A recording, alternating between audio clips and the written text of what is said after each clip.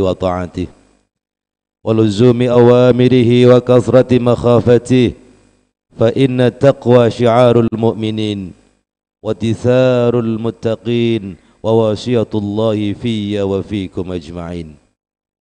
Sidang Jumat yang dimuliakan Allah Subhanahu wa taala. Puji dan syukur mari kita panjatkan kehadirat Allah Subhanahu wa taala atas segala limpahan nikmat, taufik, inayah dan hidayahnya kepada kita semua. Sehingga pada kesempatan siang yang penuh berkah ini kita diberikan kesempatan oleh Allah untuk menghadapnya di rumahnya yang mulia ini dalam rangka melaksanakan salah satu kewajiban kita, yakni salat Jumat berjamaah. Mudah-mudahan seluruh rangkaian ibadah kita di hari ini diterima oleh Allah Subhanahu wa taala. Amin ya rabbal alamin. Salawat dan salam tak lupa marilah kita curahkan keharibaan baginda Rasulullah sallallahu alaihi wasallam dengan satu harapan besar kita, doa kita mudah-mudahan kelak kita mendapatkan asy-syafaatul uzma dari baginda Rasulullah sallallahu alaihi wasallam. Amin ya rabbal alamin. Tak lupa khatib berpesan kepada pribadi khatib yang penuh kelemahan dan kekurangan ini, dan juga kepada hadirin sidang Jumat yang dirahmati Allah. Mari kita tingkatkan kadar dan kualitas ketakwaan kita kepada Allah Subhanahu wa taala. Takwa dalam arti yang sesungguhnya imtithalu awamirillah wajtinabu nawahi. Melaksanakan seluruh perintah-perintah Allah dan menjauhi segala larangannya. Mudah-mudahan dengan bekal takwa ini hidup kita di dunia senantiasa mendapatkan perlindungan dan bimbingan dari Allah Subhanahu wa taala, dan kelak kita akan menghadap Allah dalam kondisi radiyatan mardiyah. Amin ya rabbal alamin. Hadirin sidang Jumat yang dimuliakan Allah.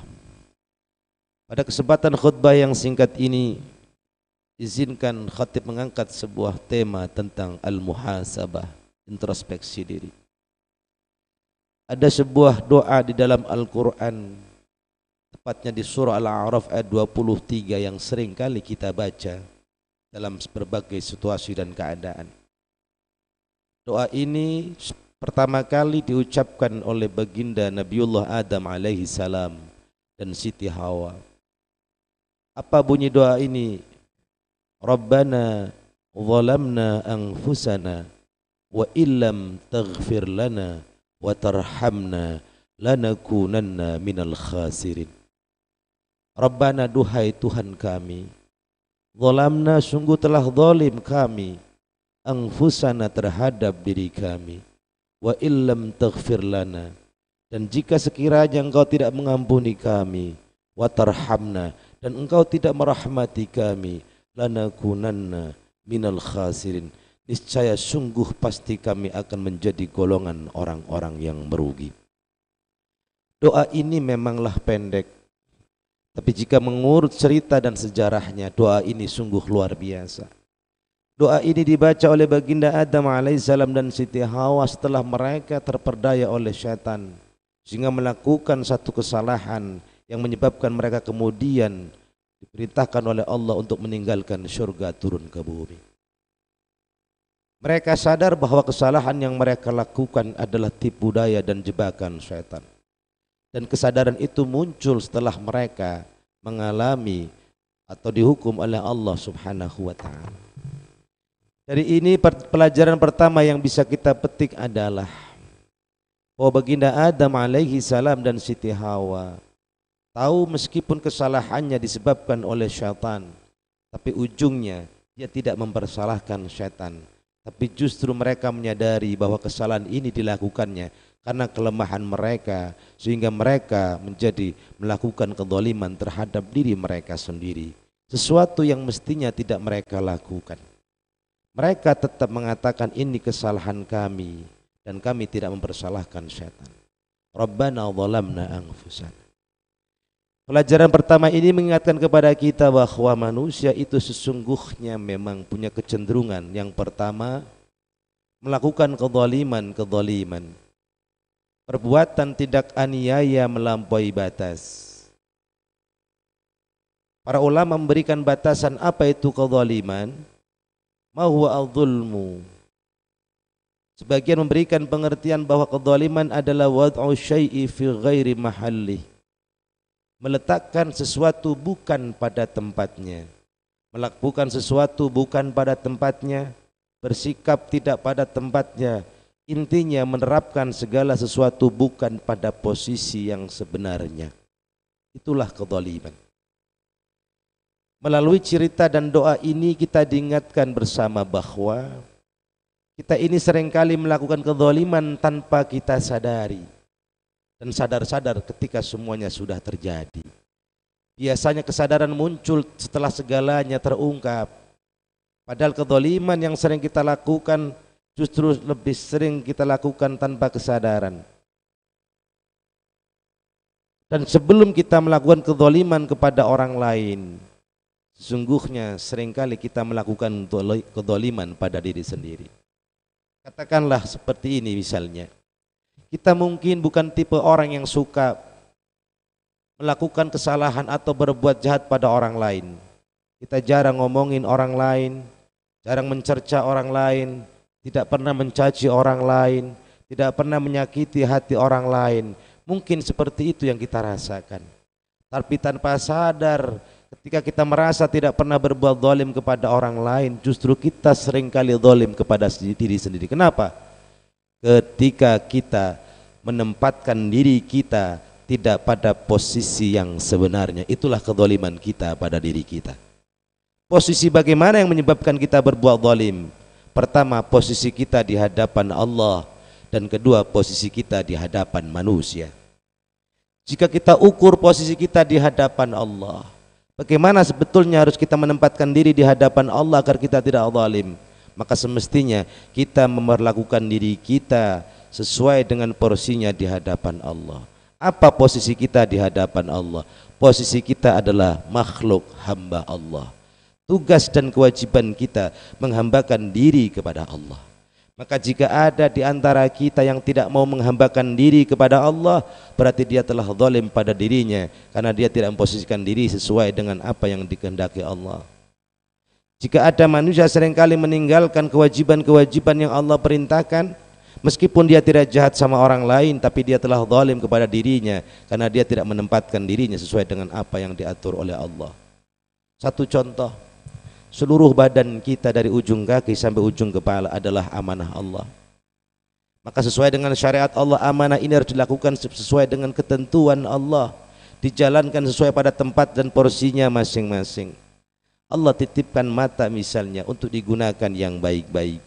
Maka ketika ada kita manusia yang menggunakan matanya tidak di jalan Allah, maka meskipun kita tidak melakukan kesalahan pada orang lain, kita telah zalim kepada mata kita. Mata yang melekat pada diri kita, itulah kezaliman kita. Ketika kita melangkahkan kaki kita bukan pada tempat yang semestinya, kita telah zalim pada kaki kita, berarti kita telah zalim pada diri kita. Tangan, mata, mulut, telinga, seluruh anggota badan ini ketika kita posisikan, kita tempatkan bukan di jalan Allah, bukan pada jalan yang sesungguhnya, artinya kita zalim pada diri sendiri meskipun kita tidak zalim sama orang lain.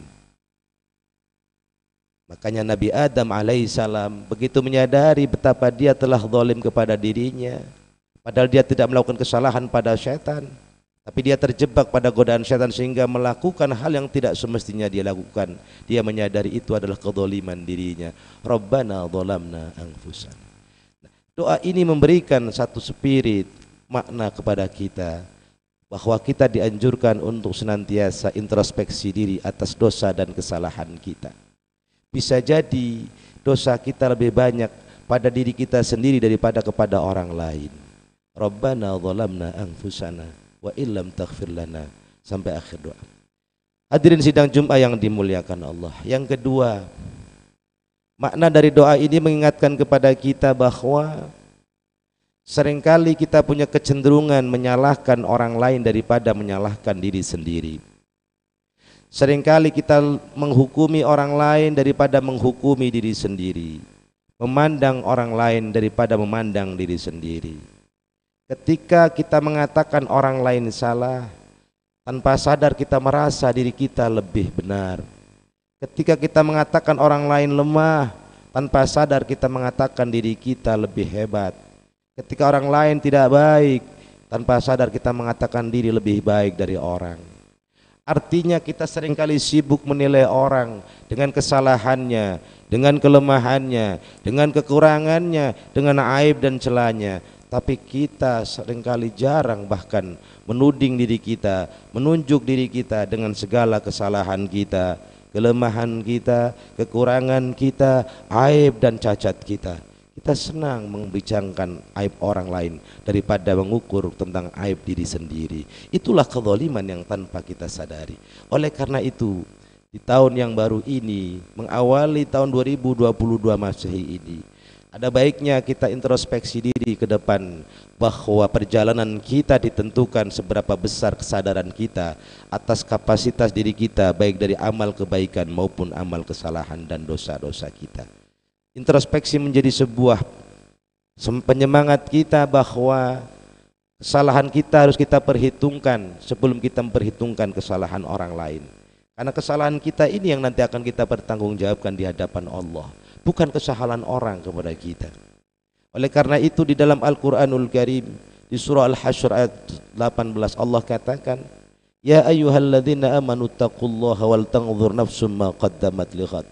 Wahai orang-orang yang beriman, bertakwalah kepada Allah, wal tanzur, maka lihatlah dan perhatikanlah dan cermatilah, nafsun, wahai jiwa-jiwa, apa yang harus diperhatikan, ma qaddamat, apa-apa yang telah diperlakukan setiap masing-masing kita pada masa lalu. Untuk apa? Lighat, untuk menatap hari esok, artinya di kelak kemudian hari, pada saat kita akan bertanggungjawabkan amal kita kepada Allah.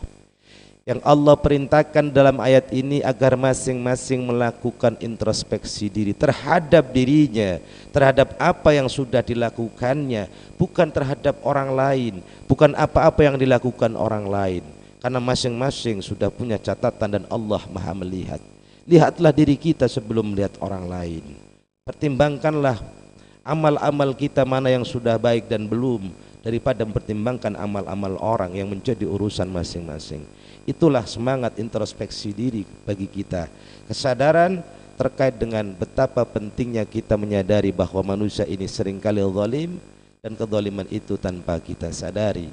Oleh karena itu pada kesempatan yang singkat ini, khatib mengajak kepada pribadi khatib dan jamaah sekalian, mari kita awali hari-hari kita senantiasa dengan introspeksi diri, muhasabah diri tentang apa yang sudah kita lakukan, mengukur bobot amal kita, banyak mana antara yang baik dan buruk. Jikalau buruk harus kita perbaiki, jikalau baik harus kita tingkatkan dan kita tambah lagi. Itulah yang dimaksud dengan introspeksi diri, bukan sibuk mencari kesalahan orang, bukan sibuk mencari cacat dan aib orang, tapi carilah untuk perbaikan diri sendiri dengan mengukur segala kekurangan, kelemahan dan aib pribadi masing-masing. Mudah-mudahan Allah Subhanahu wa Ta'ala memberikan kita kekuatan untuk selalu menjadi hamba-hamba Allah yang meningkatkan kapasitas diri ibadah di hadapan Allah, mengukur diri, muhasabah atas segala amal perbuatan kita, sehingga kita mendapatkan bimbingan dan pertolongan dari Allah Subhanahu wa Ta'ala di dunia ini sampai akhirat nanti. Amin ya rabbal alamin. A'udzubillahi minasyaitonir rajim. Bismillahirrahmanirrahim. Wal 'asri innal insana lafi khusrin illa alladhina amanu wa 'amilus solihati wa tawassaw bil haqqi wa tawassaw bis sabr.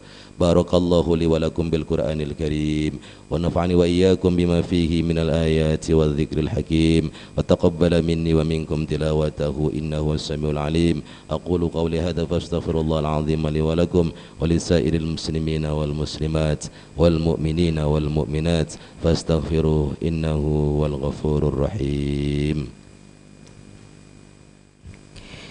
Allahumma salli ala Sayyidina Muhammad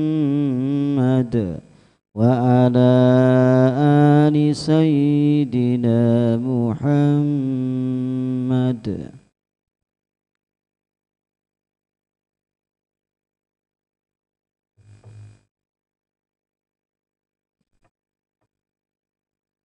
Alhamdulillah, alhamdulillah haqqa hamdi والصلاة والسلام على من لا نبي من بعده أشهد أن لا إله إلا الله وحده لا شريك له وأشهد أن محمدا عبده ورسوله لا نبي بعده اللهم صل وسلم وبارك على سيدنا محمد وعلى آل سيدنا محمد أما بعد فيا عباد الله اتقوا الله فقد فاز المتقون.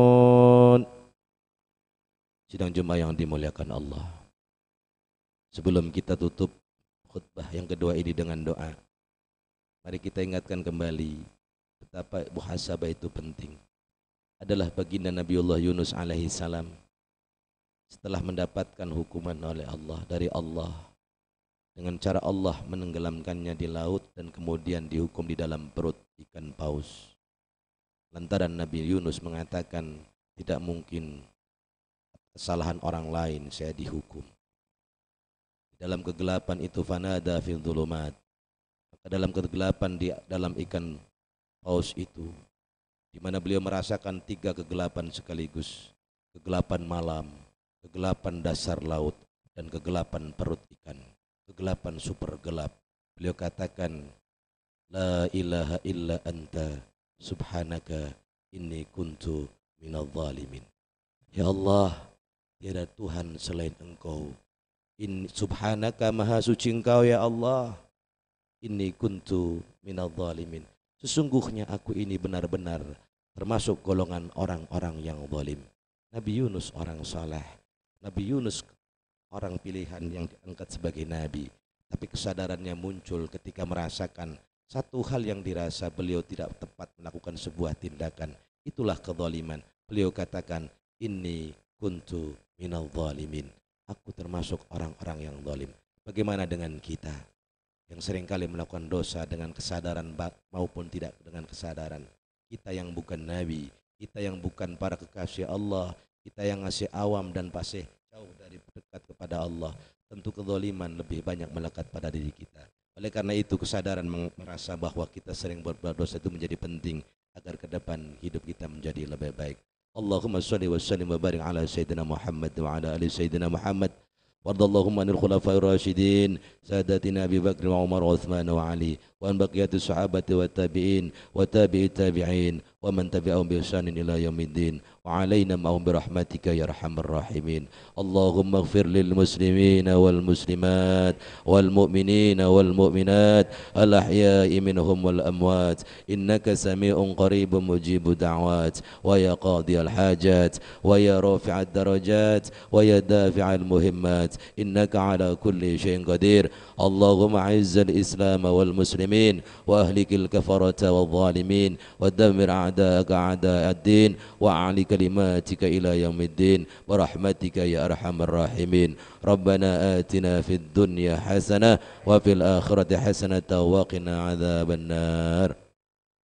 Ibadallah, innallaha ya'muru bil 'adli wal ihsan wa ita'i dzil qurba wa yanha 'anil fahsya'i wal munkari wal baghi ya'idukum la'allakum tadhakkarun wa la dzikrullahi akbar wa aqimus salah.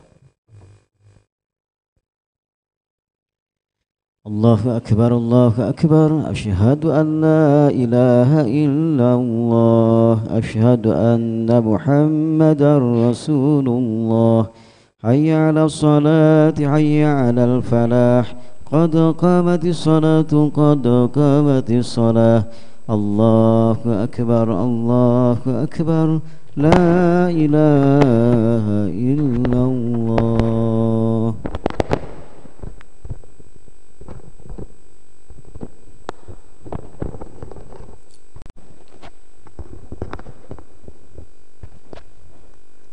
توسعوا فسووا صفوفكم فإن تسوية الصفوف من تمام الصلاة يحل الحمد لله. أعوذ برب الناس منه ربي أعوذ بك من همزات الشياطين وأعوذ بك ربي أحضر لك رب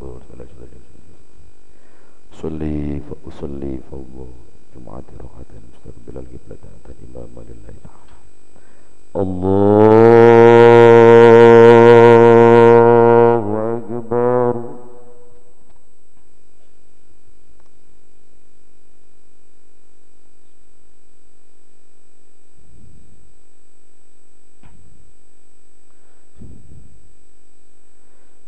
بسم الله الرحمن الرحيم الحمد لله رب العالمين الرحمن الرحيم مالك يوم الدين إياك نعبد وإياك نستعين اهدنا الصراط المستقيم صراط الذين أنعمت عليهم غير المغضوب عليهم ولا الضالين آمين. بسم الله الرحمن الرحيم سبح اسم ربك الأعلى الذي خلق فسوى والذي قدر فهدى والذي أخرج المرعى فجعله غثاء نحوا سنقرئك فلا تنسى إلا ما شاء الله إنه يعلم الجهر وما يخفى ونيسرك لليسرى فذكر إن نفعت الذكرى سيذكر من يخشى ويتجنبها الأشقى الذي يصلى النار الكبرى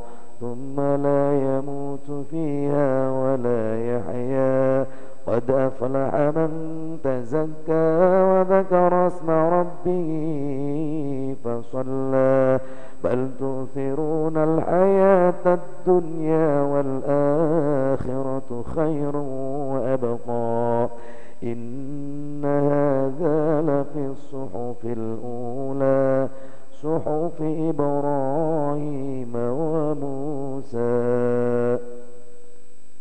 الله أكبر.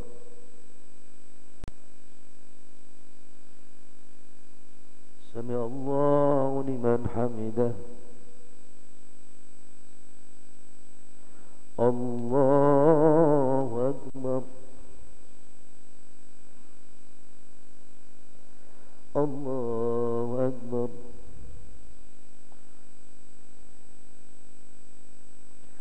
الله أكبر.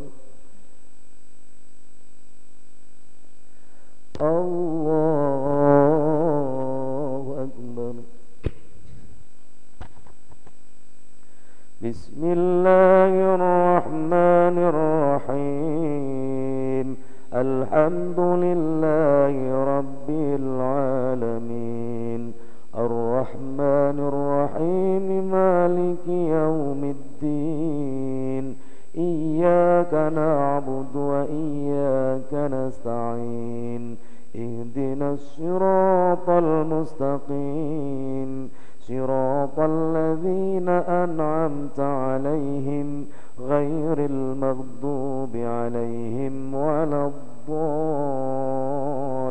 الضالين آمين. بسم الله الرحمن الرحيم هل أتاك حديث الغاشية وجوه يومئذ خاشعة عاملة ناصبة تصلى نارا حامية تسقى من عين آنية ليس لهم طعام إلا من ضريع لا يسمن ولا يغني من جوع وجوه يومئذ ناعمة لسعيها راضية في جنة عالية لا تسمع فيها لاغية فيها عين جارية فيها سرر مرفوعة وأكواب موضوعة ونمارق مصفوفة وزرابي مبثوثة أفلا ينظرون إلى الإبل كيف خلقت وإلى السماء كيف رفعت وإلى الجبال كيف نصبت وإلى الأرض كيف سطحت فذكر إنما أنت مذكر لست عليهم بمسيطر إلا من تولى وكفر فيعذبه الله العذاب الأكبر إن إلينا إيابهم ثم إن علينا حسابهم. الله أكبر.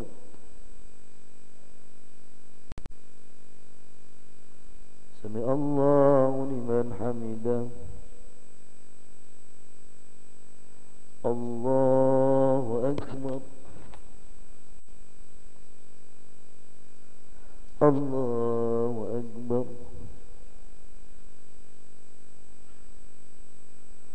الله أكبر.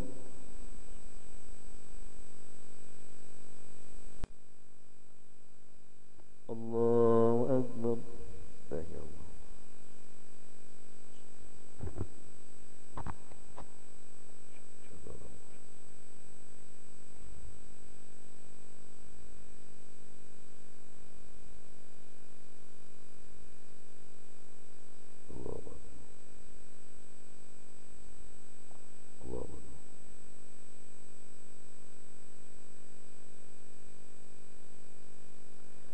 السلام عليكم ورحمة الله. السلام عليكم ورحمة الله. استغفر الله العظيم استغفر الله العظيم استغفر الله العظيم استغفر الله العظيم الذي لا إله إلا هو الحي القيوم وأتوب إليه من جميع المعاصي والذنوب ولا حول ولا قوة إلا بالله العلي العظيم. إلى حضرة النبي المصطفى محمد صلى الله عليه وسلم وعلى آله وأزواجه وذريته وأهل بيت الكرام شهود الله اللهم الفاتحة. أعوذ بالله من الشيطان الرجيم. بسم الله الرحمن الرحيم. الحمد لله رب العالمين الرحمن الرحيم مالك يوم الدين. إياك نعبد وإياك نستعين اهدنا الصراط المستقيم صراط الذين أنعمت عليهم غير المغضوب عليهم ولا الضالين آمين. أستغفر الله العظيم أستغفر الله العظيم لك الحمد يا مولانا يا معبود. اللهم صل وسلم وبارك على سيدنا محمد وعلى آل سيدنا محمد وسلم رضي الله تبارك وتعالى عن ساداتنا وأصحاب سيدنا رسول الله أجمعين والحمد لله رب العالمين. حمدا الناعمين حمدا الشاكرين حمدا يوافي نعمه ويكافئ مزيدا. يا ربنا ولك الحمد كما ينبغي لجلال وجهك الكريم وعظيم سلطانك. اللهم اغفر لنا ولوالدينا وارحمهما كما ربيانا صغارا. ربنا ظلمنا أنفسنا وإن لم تغفر لنا وترحمنا لنكونن من الخاسرين. ربنا هب لنا من أزواجنا وذرياتنا قرة أعين واجعلنا للمتقين إماما. ربنا افرغ علينا الصبر وثبت أقدامنا وانصرنا على القوم الكافرين. اللهم إنا نسألك الهدى والتقى والعفاف والغنى. يا غني يا حميد يا مبدع يا معيد يا رحيم يا ودود يا ذا العرش المجيد يا فعال لما يريد. أغننا بحنانك عن حرامك وبطاعتك عن معصيتك وبفضلك عمن سواك. ربنا تقبل منا إنك أنت السميع العليم وتب علينا إنك أنت التواب الرحيم. ربنا ربنا آتنا في الدنيا حسنة وفي الآخرة حسنة وقنا عذاب النار. وصلى الله على سيدنا محمد وعلى آله وصحبه أجمعين بفضل سبحان ربك رب العزة عما يصفون وسلام على المرسلين والحمد لله رب العالمين. تقبل الله تقبل يا